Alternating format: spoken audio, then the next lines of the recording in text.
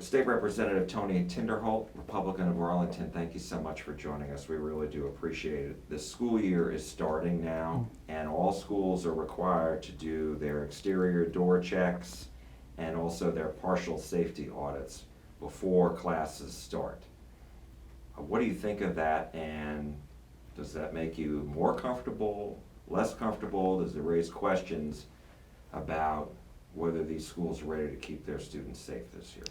I think as you and I have talked in the past, it's what I do for a living. My company does safety and security audits. We put armed officers in schools and unarmed. We do a lot of the technology for the doors.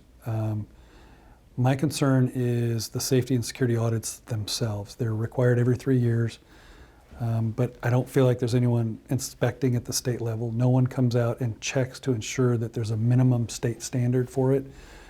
I think that it's important that we set those standards. So the short answer is no. I really honestly don't feel a lot more comfortable about the children in schools. There are some districts that are probably doing an amazing job at it.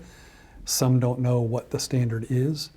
And so I think it's going to be important for us to set a minimum state standard that they have to meet that's inspectable.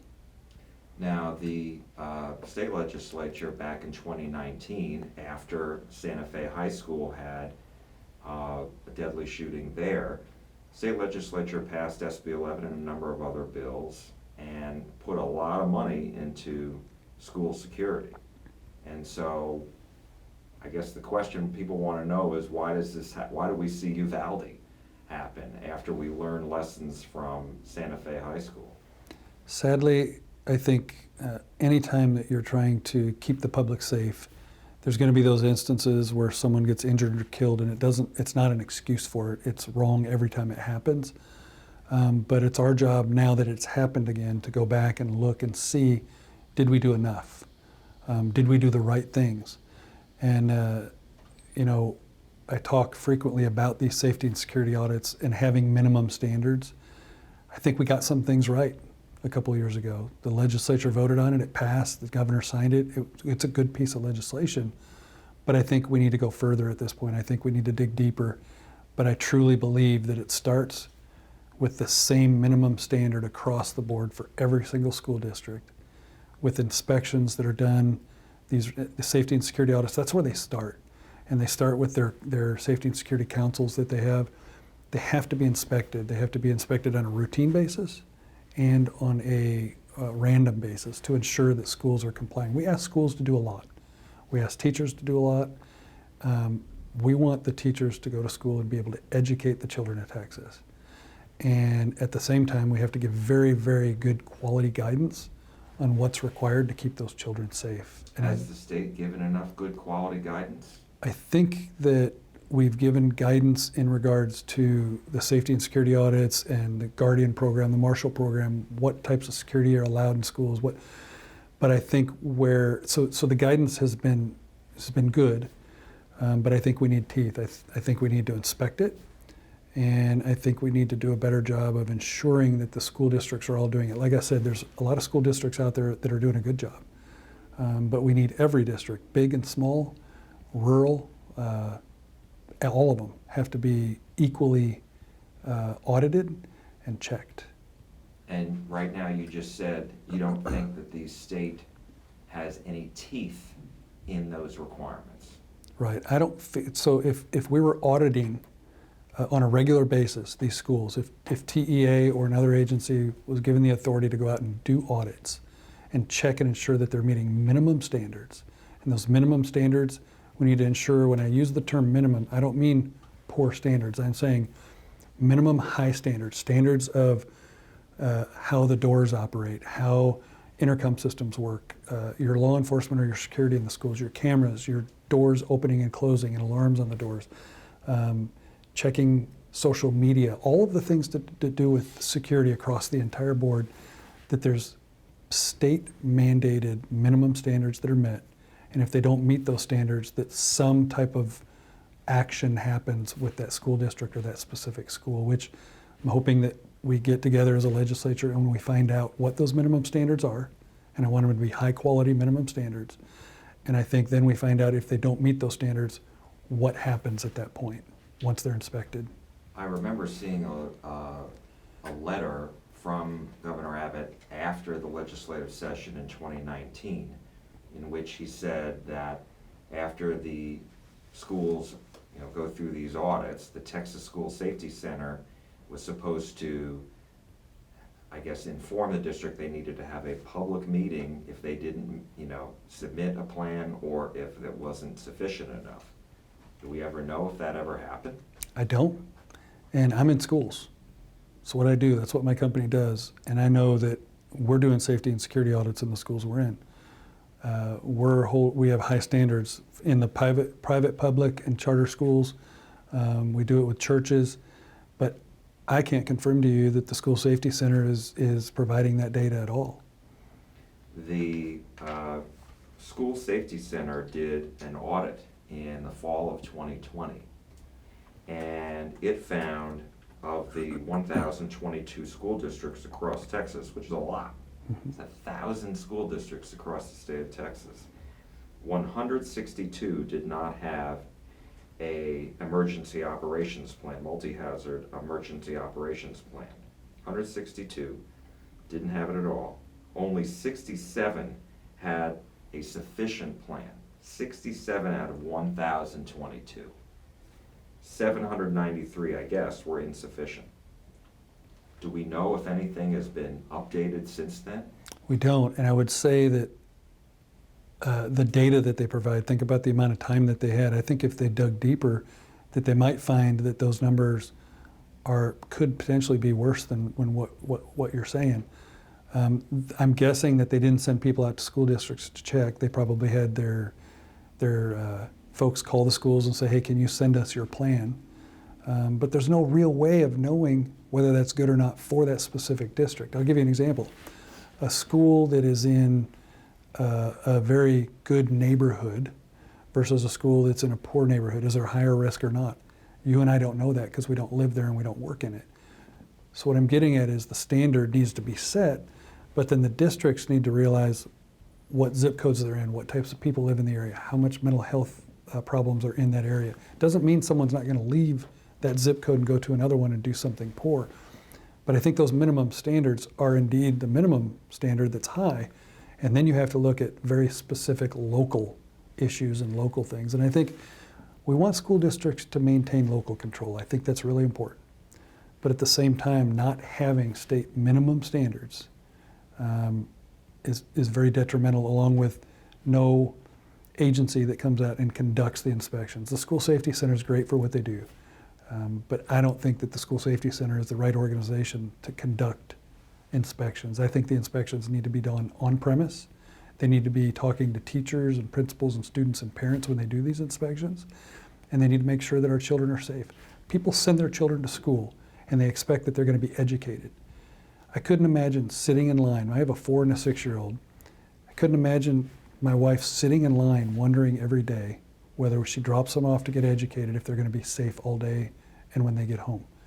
And I don't want that for parents anywhere in the state. Who's going to do these audits? Who's going to actually go and make sure, if it's not the Texas School Safety Center, who's going to do it? As we talk through this as a legislature, it could be TEA. Do they have an additional section of TEA that's created to conduct this? Is it DPS? Is it another agency? I don't like to grow government. I don't like to. So I'd like to see some existing resources used. And if indeed we end up having to add some additional resources to it, I think that's what's going to have to happen to be able to protect, I'll say, our children, Texas children. And one other thing, as we talk about this 2020 audit that the Texas School Safety Center did, of that same 1,022 school districts, only 200 had a viable active shooter policy. 196 had insufficient policies. 626 had none at all. What goes through your mind when you hear that? A couple of things. I'm a parent. I own a security company that does this for a living, and I'm a legislator. And so it's very concerning because there's very specific guidelines about active shooter, lockout, lockdown drills, how often you're supposed to do them per year, along with fire drills and tornado and bad weather drills. But doing a drill isn't enough. Our company just conducted live training for active shooter within some school districts.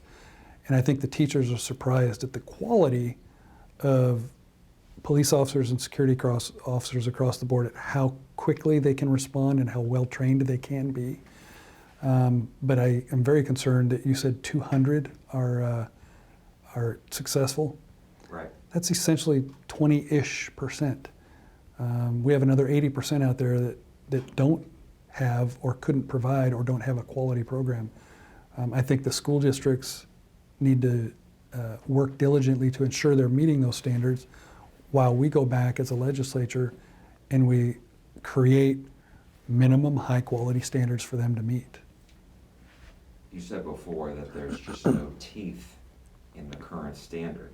So what will you be doing to make sure that whatever the state legislature decides, there will actually be teeth to hold these school districts accountable? I think it's going to be important, a couple of things, and it could turn into more as we talk to 150 House members and 31 over at the Senate.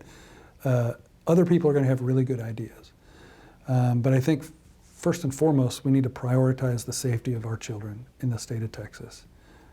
We've always prioritized outcomes, and those are super important, but the safety of our children, whether at school, is important, and then we can have the teachers and the education system focus on the outcomes.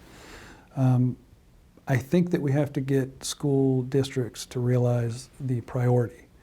We have districts that are spending tens of millions of dollars on natatoriums for swimming and amazing, beautiful football fields and baseball fields. Well, should that be the number one priority? I say no. I think that the number one priority is the safety of the children that we send to these public schools, and the education for those children. I think so. We probably need to touch on that. We need to talk about how the school districts are spending money and where they're spending money. And then the other thing I think is that we need to have inspection teams go out and actually conduct the inspections. You're going to hear me repeat myself a lot over that. It's not being done right now to the level that it should be. Well, you said local control is important, but at the same time, we're not getting the, all these school districts are not complying, or at least they didn't in this October 2020 report. So then the question becomes, is local control good enough? Does the state need to take more proactive role in making sure that what needs to be done is getting done? Sadly, the answer is yes. When we talk about local control, all legislators, regardless of who they are down in Austin, have a fine balance of local control versus the safety and security of these children. We're at the point right now where it's the legislature's job. It's our task and our job and our duty to ensure these children are safe. And there's some level of local control that's going to be lost because of the over 1,000 school districts. And let's not forget the private schools that are out there too.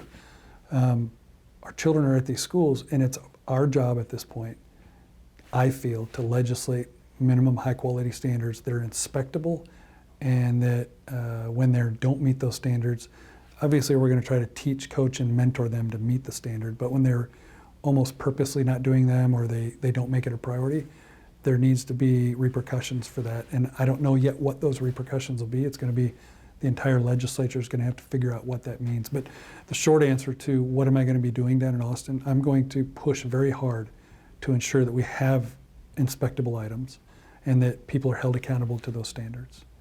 One other question on this topic, and then I want to ask you about some other stuff. But as it relates to this, I remember in a couple of days before your hearing, there was a state Senate hearing, and the head of the Texas School Safety Center was testifying, and she was asked about, by one of the senators, about on-site compliance, these inspections on-site. They do not do them, as you know. And so the question was asked, well, why don't you do that? And they said, well, because we would have school districts tell us, you can't come on our property. You can't tell us what to do. And she had said that, well, this is something where we don't know if the law stipulates us doing that. And the senator said, well, the law doesn't stipulate that you can't. And so I'm wondering, what do you make of that exchange that here the Texas school safety center was concerned about whether they'd be even able to get onto school property. There's a few things that come to mind. Number one is, what school district in their right mind would say no to being inspected to keep the children of that community safe? Number two thing that comes to mind is that's something we need to define. We have to define that in the legislature so that never happens again.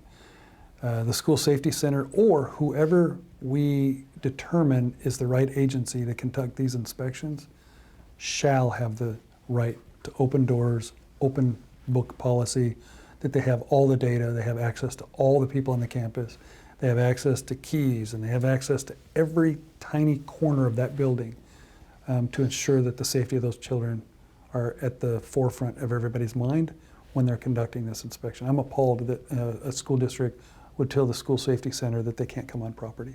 That's very concerning. And I wanted to also ask you about mental health.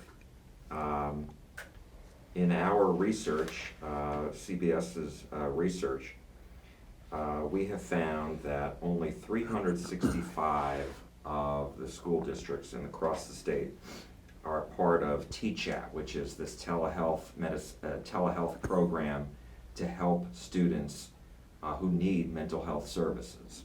So only 365 school districts are enrolled, covering 40% of all Texas public schools. 800, including Uvalde, were not involved. And we interviewed Dr. David Lakey about this, who said one problem is getting the schools on board to do this, and the other was finding mental health professionals who could staff it, not money. And so when you hear this, what goes through your mind? Same thing I've been talking about, which is minimum high quality standards, that the minimum requirement shall be that they're a part of this program, and that the minimum standard is that the school districts assist in finding medical professionals. Look, school districts are responsible for a lot of things. But first and foremost is the safety of the children and the outcomes for those children. There's a mental health epidemic in this country like you and I've probably never seen in our lifetime. And I think it's important and incumbent upon us to ensure that that indeed is a part of the safety and security program for those school districts. And I showed you that map before too, of just, all the resources and the lack of mental health resources, and it's lacking. It is indeed. And I would say, in what world is that school district living in when they don't want to become, or they turn down being a part of that program?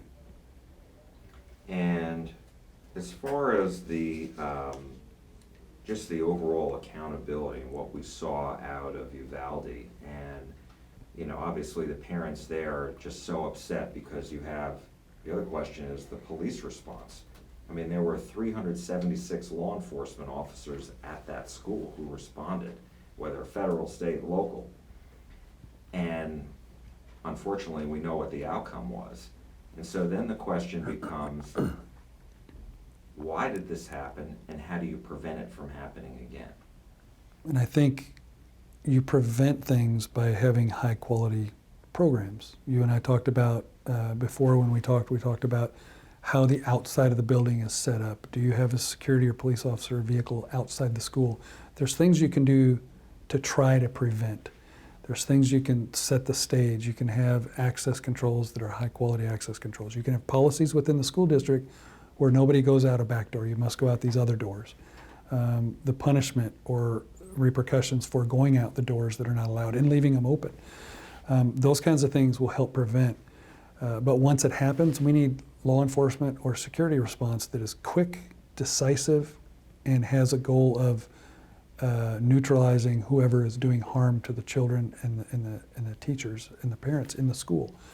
And I think in most instances, most law enforcement officers want to, but I think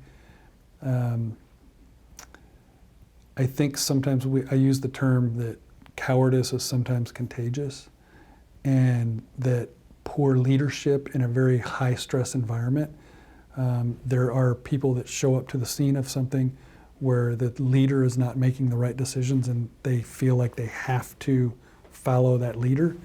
But then there's also the cowardice part where it's contagious. People are fearful of something in front of them, so everyone else backs up when they don't quite know why they're backing up.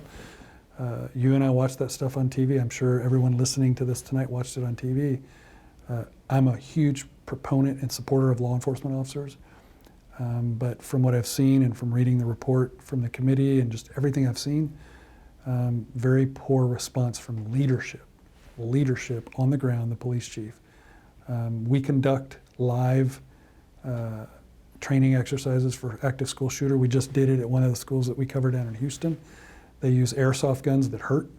They use things that sound like gunfire.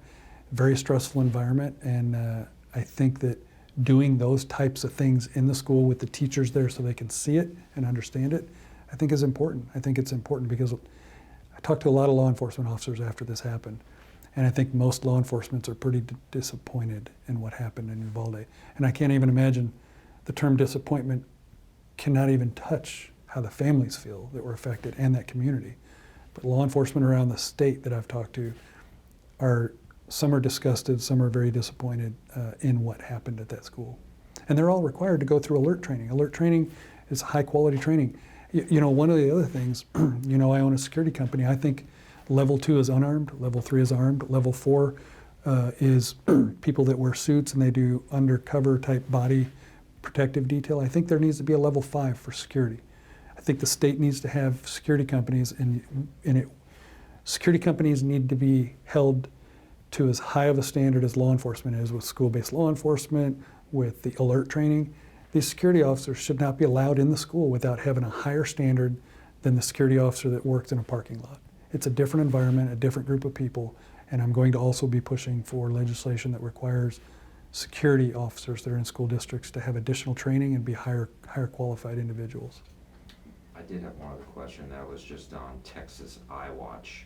The governor has told DPS to expand it in the school districts that you know you've have relationships with, that you go and provide services to.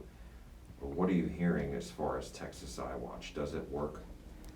I think people like the concept of it. The meeting that I had just before you showed up today was with some folks that are going to testify Monday in our committee hearing that are very involved with all of the social media and iWatch specifically. And I think legislators are going to get to learn a lot about iWatch on Monday. I think it's going to be really interesting for a lot of people that may not quite understand what it is or how it works to learn quite a bit about it. I think that when school districts see what it is, I think they want to participate in it. I really Have do. they been? Some do and some don't. But I agree with the governor. I think that school districts need to. Look, this is a situation where the word shall needs to be used more frequently than may. School districts shall be a part of this program, not instead of may. If we have 1,000 plus districts in the state, they shall. And to be honest, we might want to include private schools in there because those children are just as important as the people in public school. So shall or must? Right? Or must instead of may, because look, people interpret may as, well, I can if I want to. Well, let's not make it if you want to. The safety and security of our children is paramount. Must or shall is the word that we need to use when we're talking about school security and mandates. Is there anything else that I didn't mention that I can bring up? I don't believe so. I hope we can solve this problem. The issue with this is that there's always going to be some rogue person that nobody knows about that is going to, in any environment, not just schools, that are going to try to do things to harm other people. And so while we try to prevent and do all the things up front, when an event happens, we have to have standards for what happens when that comes down, and that law enforcement or security response is quick and decisive. Thank you so much.